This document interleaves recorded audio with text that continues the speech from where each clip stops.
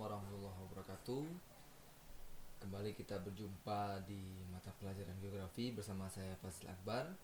Kali ini kita akan mengulas kembali bagaimana itu tentang konsep esensial dalam geografi.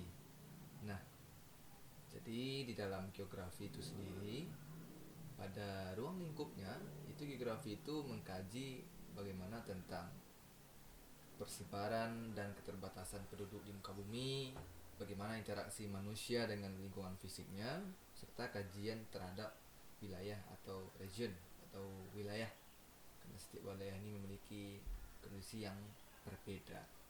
Nah, di dalam geografi ini sendiri sebenarnya banyak cabang ilmunya. Ada geografi fisik, ada geografi manusia, ada teknik. Fisik ini mengkaji tentang hal-hal fenomena di sekitar geografi, mulai tentang batuan, geologi, klimatologi, berkaitan dengan cuaca iklim dan hidrologi. Ada biogeografi. Lalu geografi manusia ini mengkaji tentang bagaimana tentang geografi kependudukan, ya, mulai dari kelahiran, kematian, perpindahan penduduk. Kemudian geografi ekonomi ini bicara tentang bagaimana manusia bertahan hidup, bagaimana manusia menjalankan kehidupannya. Kemudian geografi teknis ini lebih kepada bagaimana langkah-langkah dalam menggambarkan ilmu geografi, yaitu bisa dengan penginderaan jauh, bisa dengan SIG atau Sistem Informasi Geografis. Lalu terakhir ada geografi regional, ini bicara tentang perwilayahan, wilayah-wilayah di dalam geografi itu sendiri. Nah, jadi kita masuk setelah ini adalah konsep geografi. Konsep geografi ini sebenarnya banyak pendapat ya tentang konsep geografi, namun kita gunakan konsep yang lazim digunakan, yaitu ada 10 konsep di dalam geografi. Yang pertama, kita jelaskan pengertiannya. Konsep geografi ini adalah pola abstrak yang berkaitan dengan gejala-gejala nyata tentang geografi. Pertama adalah konsep lokasi. Ini bicara di mana tempat tinggal kalian. Mungkin, kemarin ketika PPDB, kalian masih ingat setiap kalian saya minta untuk ditanya di mana lokasi tempat tinggal. Ya, ada yang jauh, ada yang dekat. Nah, semakin dekat dengan lokasi sekolah, maka semakin besar peluang dia diterima di sekolah. Nah, di konsep lokasi ini adalah konsep yang mengacu pada kedudukan suatu objek atau lokasi. Ya, dimana di sini ada dua, ada konsep lokasi absolut dan ada konsep lokasi relatif. Absolut ini yang sifatnya tetap, ya, terhadap letak astronomis.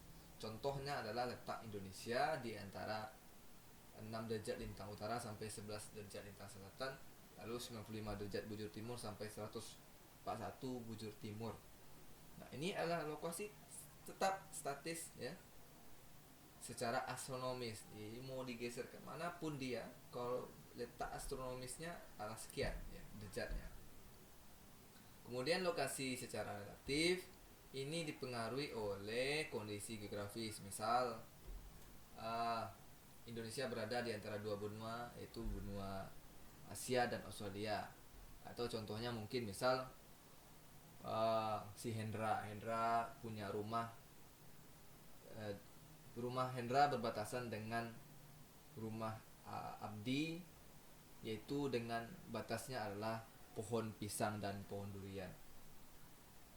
Nah, apabila seandainya pohon pisang dan pohon durian ditebang, maka posisinya tentu akan tidak jelas lagi, ya. Itu dia relatif, ya, bisa berubah suatu-suatu.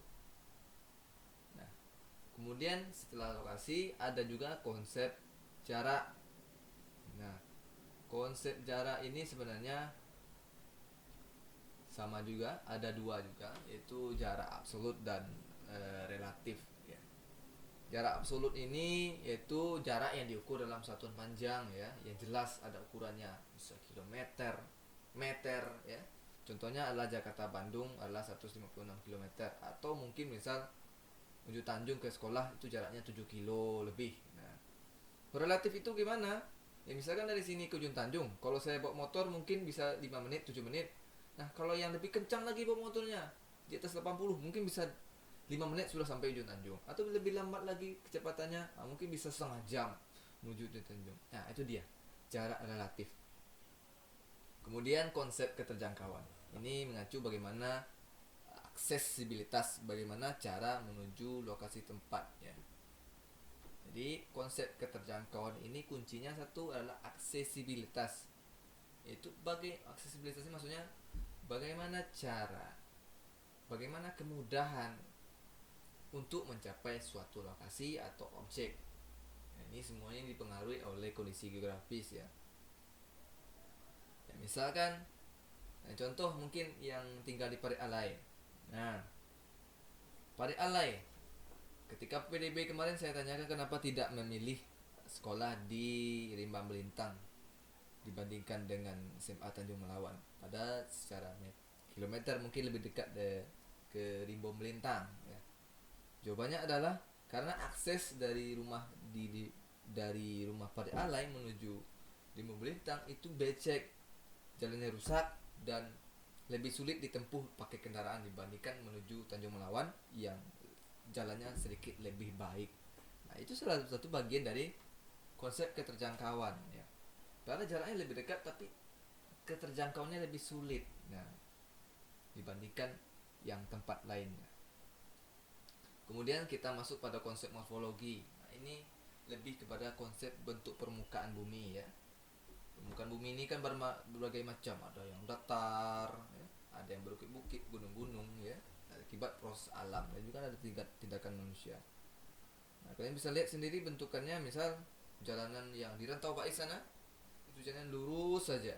Nah, bandingkan kalau kalian berkendara mobil, bawa motor menuju daerah Sumbar, mungkin jalannya sudah naik turun. Nah, kita masuk konsep interaksi dan interdependensi. Interaksi antar desa dan kota. Nah, di interdependensi ini sebenarnya hubungan timbal balik tapi antar wilayah. Ya, hubungan timbal balik tapi antar wilayah. Wilayah yang saling berkaitan. Contohnya misal orang daerah Kubu mungkin dengan Bagan Batu. Orang daerah orang daerah Kubu adalah, kalau kalian lihat pernah ke sana, mungkin Kubu adalah banyak sawah ya. Komoditas unggulan mereka adalah pertanian. Nah, sedangkan daerah Bagan Batu itu daerah banyak pedagang, jual beli dan elektronik di sana banyak. Nah, jadi warga Bagan Batu karena tidak punya lahan untuk pertanian seperti padi tadi, maka membutuhkan komoditas dari Kubu yang menghasilkan padi. Nah, lalu dibawalah ke Bagan Batu. Begitu juga dengan Kubu kekurangan akan elektronik, pakaian segala macamnya yang tidak ada ditemukan di Kubu, maka dibawalah dari Bagan Batu menuju daerah Kubu. Nah, terjadilah hubungan timbal balik antar wilayah. Satu daerah memenuhi kebutuhan daerah lain dan daerah dia saling menguntungkan ya, saling jual beli ya, saling menguntungkan, kebutuhan dia terpenuhi akibat timbal balik tadi. Nah, itu dia di dalam konsep interdependensi. Kemudian konsep keterkaitan ruang ini bicara tentang bagaimana suatu tempat ya berkaitan dengan tempat lainnya. Nah, kita bisa mungkin melihat ada daerah banjir besar di daerah hilir akibat pembangunan di daerah hulu. Nah, di daerah hulu sungai misal, itu kan biasanya di daerah hulu itu cenderung daerah berbukit-bukit ya, yang banyak pohon ya, yang banyak ditanami pohon yang bisa menjadi daerah serapan air ketika hujan turun. Nah, daerah resapan air, nah yang biasanya kalau hujan dia meresap menyimpan air, tiba-tiba terjadi pembangunan di daerah hulu yang hutannya lagi tidak ada lagi, dan ya tentu saja ketika tidak ada lagi daerah resapan, maka air itu terus melaju kencang menuju daerah hilir. Nah, maka daerah hilir terjadinya banjir. Nah, itu dia sebab menuju akibat tadi ya, ada hubungan antar wilayah. Daerah A berbuat, daerah B yang mengakibatkannya. Konsep pola. Nah, kalian kalau pernah perhatikan jalan, nah rata-rata orang membangun jalan setiap membangun jalan pasti samping kiri kanannya ada perumahan, ada rumah. Kalian bisa lihat itu mungkin di daerah Rimbang Melintang, terutama dari Simpang Poros sampai ke Tanah Merah sana. Nah, kalau ada itu sepanjang jalan banyak diisi rumah ya. Rumah banyak berada di pinggir jalan, jarang ada yang lebih ke dalamnya. Karena dia membentuk pola, pemukiman membentuk pola jalan itu. Nah, jadi di sini adalah mengacu pada susunan fenomena pada muka bumi ya, dimaksud adalah penyebaran.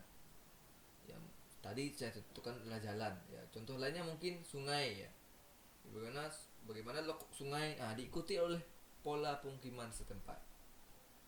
Aglomerasi ini kalau kalian perhatikan, setiap ada dibangun sebuah industri atau PT, maka akan berdatangan orang untuk bekerja di sana.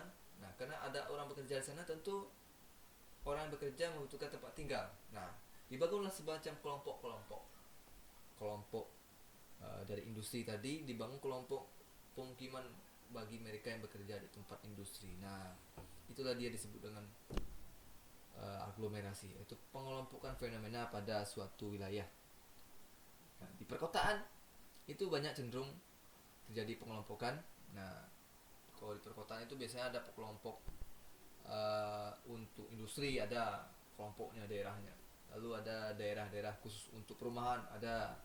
Lalu pengelompokan untuk daerah jual pasar, ya, pusat perekonomian, ada lagi kelompoknya. Lalu kelompok daerah pemerintahan, komplek pemerintahan, ada lagi tempatnya. Nah, itu sebenarnya adalah bentuk-bentuk dari pengelompokan fenomena pada suatu wilayah, yaitu konsep aglomerasi. Mungkin kalian bisa menemukan contoh lainnya di luar sana. Kemudian setelah konsep aglomerasi ada lagi konsep nilai guna. Nah, setiap tempat itu, setiap wilayah itu memiliki nilai guna yang berbeda berdasarkan fungsinya, yang mengacu pada kelebihan suatu wilayah. Nah, misal kalau daerah pantai itu cenderung dimanfaatkan orang sebagai tempat wisata ya, apalagi kalau pantainya bersih, ya indah ya. Itu biasanya dijadikan sebagai objek wisata. Ya. Mungkin kita bisa melihat daerah kita mungkin tidak ada pantai langsung. Nah, Bono salah satunya. Bono salah satu hal yang unik yang ditemukan di tempat kita, Tanjung Melawan. Nah, kalau seandainya Bono itu bisa digali nilai gunanya, nah, misal Bono ini kita undang orang-orang untuk berkunjung ya, terutama mereka yang menyukai dunia surfing. Nah, datanglah mereka untuk menikmati surfing, terutama mereka yang berada di luar negeri. Nah, kemudian diposting, disebarluaskan informasi tentang wisata Bono. Nah, kemudian masyarakat akan datang, makin ramai. Nah, karena ramainya penduduk wisatawan yang datang, otomatis misalkan wisatawannya bawa kendaraan, otomatis adalah pekerjaan tukang parkir ya, yang menjaga kawasan parkir. Nah, kemudian wisatawannya apabila dia datang tapi tidak membawa makanan, kondisinya lapar. Nah, makanya ada yang jual makanan di sana atau kudapan khas. Nah, atau misalkan wisatawannya jauh ya, dari luar kota atau luar provinsi, bahkan luar negeri misal. Nah, maka dia bisa menciptakan semacam souvenir bagi masyarakat yang berkunjung, wisatawan yang datang ke lokasi tersebut. Nah, jadilah nilai guna, menghasilkan sisi ekonomis hanya dengan satu sisi objek saja. Nah, kemudian terakhir adalah konsep diferensiasi area. Kemudian pada konsep ini mengacu pada keunikan atau karakteristik yang khas dari suatu wilayah. Nah, kalau kalian perhatikan, di daerah pantai umumnya rata-rata penduduk berprofesi sebagai nelayan. Nah, kenapa? Itulah keunikan yang khas dari suatu tempat tersebut. Ya, tempat kita misal Tanjung Melawan, daerah pinggir sungai kebanyakan juga berprofesi sebagai profesi nelayan. Nah, atau tempat lain yang misal daerah perbukitan, yang daerah sejuk. Nah, rata-rata masyarakat berprofesi sebagai petani. Kenapa? Kan kondisi tempatnya yang mendukung untuk menjadikan pekerjaan sebagai petani. atau kebun ya. Nah, seperti itu. Jadi itulah dia konsep dalam geografi. Semoga bermanfaat bagi kalian. Terima kasih. Assalamualaikum warahmatullahi wabarakatuh.